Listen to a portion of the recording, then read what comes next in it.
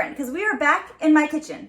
Over on Instagram this week, I asked, what is it that you want to see? Meal prep and how I go about setting up my menu and grocery shopping and getting it all done, refeeding and metabolism and why it's important not to stay in a deficit for too long if you're trying to lose weight, or do you want me to get in the kitchen and share one of my favorite recipes, and that is protein bagels. It was a very close call between the refeed science-y video and the protein bagels. Protein bagels beat it out just by a smidge.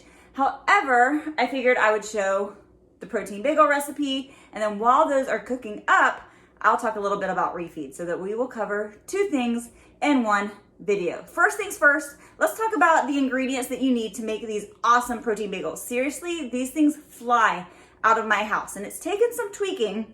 We got it down to a T, so I cannot wait to share this with you. Anytime we talk about baking, it sounds like such an intricate process where you need so many different ingredients, right? Well, I promise this is not a complicated recipe. And in fact, I'm kind of embarrassed to share this recipe because when I make it for people, they're like, oh my God, these are so good.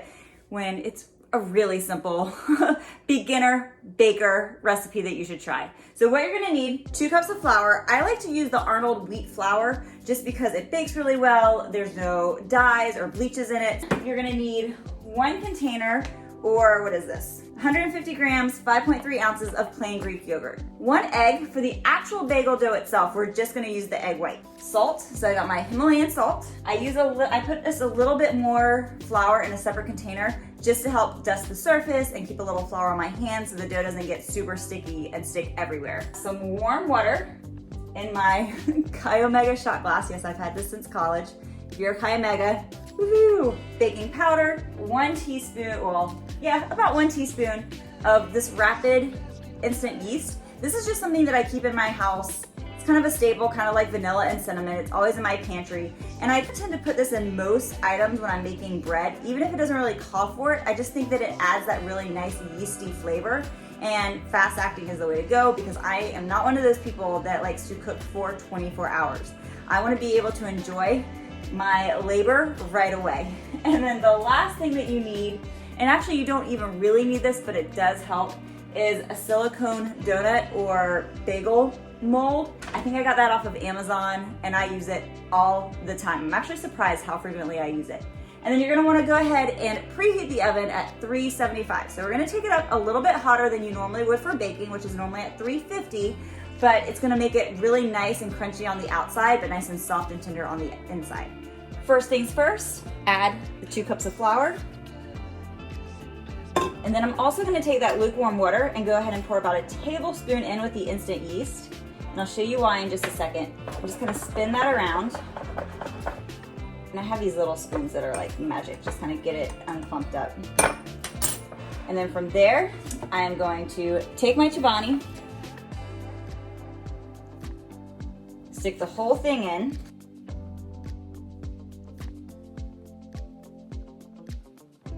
Grab the egg.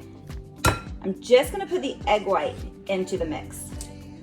But I am still gonna save the yolk because we're actually gonna use that as a wash on top of the bagels. And then I'm gonna take baking powder and I'm gonna add about a full teaspoon of that, which seems like a lot, but you're gonna want it to make these really nice and big and fluffy. And then the same with the salt. You're gonna add a whole teaspoon of salt as well.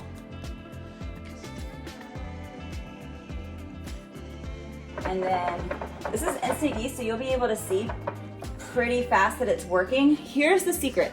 Sometimes if you keep this in your house for too long, if you're like, oh yeah, I do have some of that in the pantry, it can go bad. So that's why you like to add the warm water. You don't want it to be hot. I just turned my faucet on to warm, so it's not like I'm boiling it or anything. And then you'll see little bubbles start to pop up. That just means the yeast is still active, it's still alive. So then I'm just gonna go ahead and pour that in there. And then that's all of the main ingredients. Now it's time to, I'll use a spoon at first just to start spooning it together, and then I'm gonna use my hands.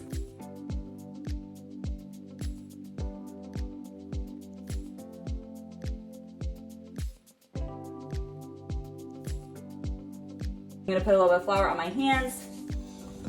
It's probably smart to also take your rings off, but And then I'm just gonna start playing around with it. Really trying to incorporate all that flour, get everything really well blended, and it will come together and feel like a pizza dough. Mix it up for about 60 seconds. And now you can see it's really well incorporated, so it's not sticking to my hands. It's forming a really nice ball. If it's a little bit too damp, that's why we do have some of that extra flour. You can just put a little bit flour left in there. Put a little flour left in there. Put a little bit more flour in there. I do like to let it rise for a good about 5 to 10 minutes, really just while my oven gets to its preset of that 375. So now I'm just gonna let it kind of sit around for a second and do its thing. If you're gonna let it sit and rise for a longer, or just really like, it's not even gonna rise, like it's not gonna double in shape or anything, I could totally use it just like this, but because I did put that instant yeast in there, I like that yeast to have a second to kind of play around, marinate the flavors, bring everything together before I divide this up into 4 balls to make our bagels. While that's doing its thing, that's the perfect opportunity for us to talk about caloric deficits and a refeed process. So why is it bad to be in a caloric deficit for too long? Well, let's think about this for a second. If you're trying to lose weight, which that's totally a personal preference, if that's something that you want to do, you have to make sure that you are burning more calories than you're taking in, right? That's just how things work. But if you are in a caloric deficit, that is making your body not work at its optimal levels, right? Basically, your body is dying a little bit on the inside. If you require 2,000 calories to do all of your metabolic processes, whether that is building hormones, running your organs, feeding your brain, and getting yourself through the day full of energy, it has to make up those calories some way, right? And in order for it to do that, it breaks down lean muscle mass and it breaks down body fat to provide those extra calories. So if you need 2,000 calories, but you're only eating 1,500 calories, then your body is going to find a way to find those extra 500 calories to fuel you. Now, here's the thing. It's not as if that's just going to go on forever. Your body doesn't want to stay in a caloric deficit because, again, it's hard on the system. That is not a healthy position for your body to be in. So what it does is when it breaks down that lean muscle mass or the lean tissue of your body, as well as your body fat, that naturally decreases your metabolism. So when you needed 2,000 calories at the start of the process, now maybe you only actually need 1,700 calories. So you'll see your weight loss start to slow down, and eventually it will most likely plateau. And when that happens, if you want to continue to lose weight, then that means you're going to have to cut your calories again. And so if you now need 1,700 calories, maybe that means you have to cut down to 1,400 calories. And guess what? This process just continues to go on and on and on. And that is why being in a deficit for too long can be detrimental to your health and your overall way that your body performs.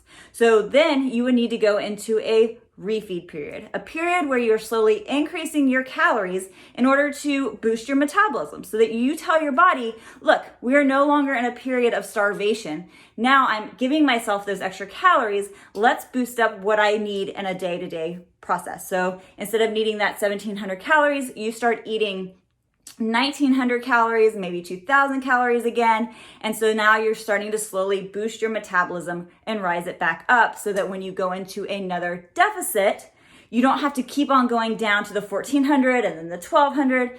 It's a downward spiral. And that's why metabolic issues are so prevalent, especially in women, because we spend so much time trying to eat as little as possible. And a refeed doesn't need to be anything crazy. It could be eating just 200 to 300 calories extra per day. But you want to slowly increase that over time. And most refeed periods last between 6 to 12 weeks.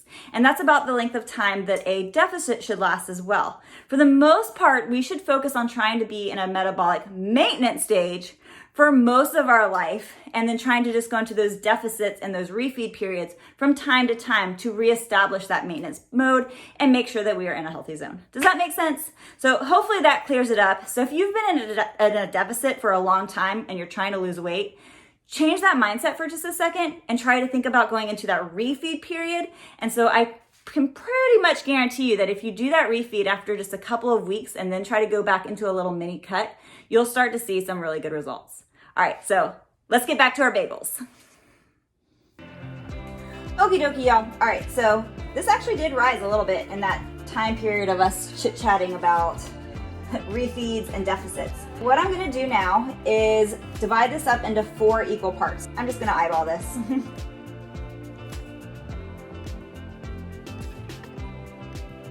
All right, now what we're gonna do is I'm going to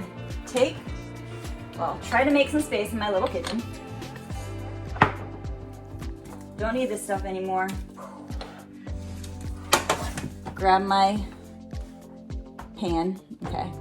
Which row can y'all actually see? This one, this one, this one, this one, this one, back. That was far too complicated. I'm just gonna roll these out into like Play-Doh snakes that we used to make when we were kids. And then I'm just gonna wrap this up. Now, if you don't have a silicone container like this, what you would basically do is just make a donut and pinch it like that, and you would be able to bake it right onto a baking sheet. But since I have this, it's really nice because you can kind of smush it down and make it even throughout the entire thing. And it just makes really beautiful bagels when it's all said and done.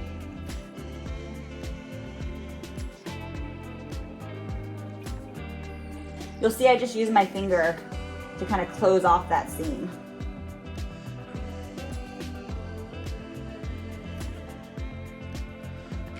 So I'm gonna experiment and try to do two with like a honey cinnamon glaze and then 2 with the sesame. The sesame I do all the time. What I'm gonna do is take some of the egg yolk that we had before, and yeah, I'm just gonna use my finger and just line it around on the top. This is gonna give it a nice crunch on the top and also a nice shiny look. And you can use an egg white for egg wash, but again, if I'm using the egg white for the bagel dough, then I might as well use the yolk so it's not getting wasted. I mean, I don't wanna just throw it away. Oh man, I'm doing the wrong thing. That's okay. So this one has some honey mixed in.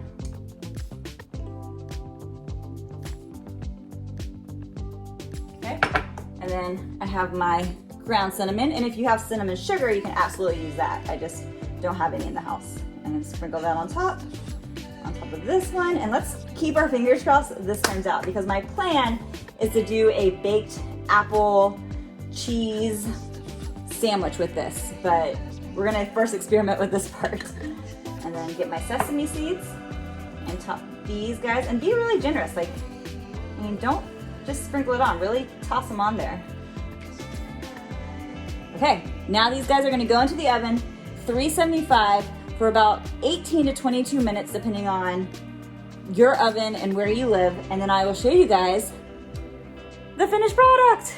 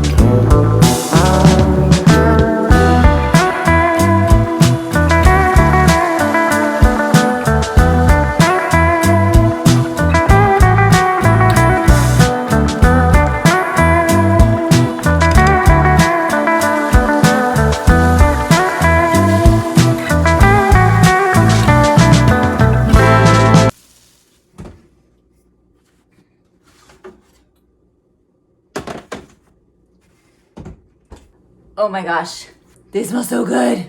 We are almost done, guys. I think this has been the most, oh, turn that off.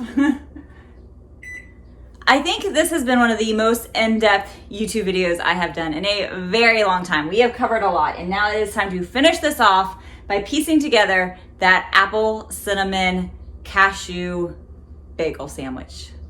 I am so excited for this. But first, look how look how risen they have gotten. They're crunchy on the top, super soft on the inside, like super squishy. They are still heating, like you can still see the steam coming off of them. Oh, and they smell so good. You can really smell that cinnamon and just a slight taste of honey. I think I am all about that. Let me cut one of these up real fast. I mean, that is what a good bagel should be like, where it's like crunchy freaking on the top. And you can see like the holes and it's squishy. Apple, cashew, cinnamon, a little bit of ginger and honey and vanilla. Top that off and tell me that that is not going to taste amazing. So those are my high protein bagels. I will make sure to link the nutritional information down below in the description. If you like this video, please give it a thumbs up and make sure that you subscribe to the channel and hit that notification bell so that you do not miss out on another video. And they do come out every single week. I will be alternating between fitness focused videos and nutrition focused or recipes. So if you have a request that you would like to see, comment down below and I would love to know, what is your favorite bagel? Dan, my husband's favorite, is poppy seed bagel, and then I am all about, it's a tie between a cinnamon sugar bagel and an Asiago, but I haven't had that in forever. All right, guys, go make these, take a picture, tag me on Instagram, and let me know what you think of them.